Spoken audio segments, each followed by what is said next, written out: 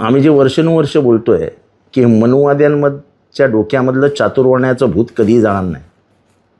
जो शिकलेला असेल, जो ज्ञानी असेल, तो ब्राह्मणच असेल, हा सोलापूरकर बोलतोय. आणि तो बाबासाहेबांना ब्राह्मणही करून टाकतो.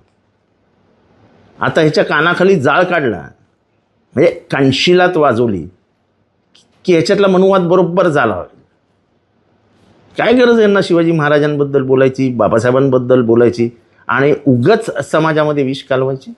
सोलापूरकर, तुम्ही जिथे असाल, तुम्ही बाबासाहेबांना अरे तुरे म्हणताय की तो अरे आम्ही म्हणू तो आमचा बाप आहे. बाप तू म्हणशील का माझा बाप आहे हा?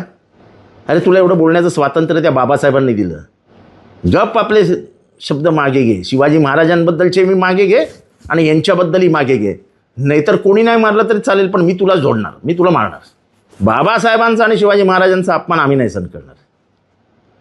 लोकांना काय म्हणायचं ते म्हणू द्या. थेट तू त्यांना ब्राह्मण करतोयस आणि अरे तुरे, अरे तुझी लायकी काय? कुठेतरी एका पिक्चरमध्ये एक भूमिका घेतली म्हणजे तू काय मोठा अमिताभ बच्चन झालास की काय?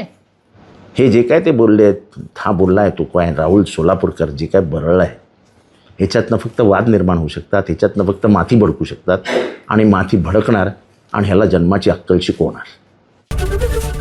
एबीपी माझा, उघडा डोळे बघा नीट.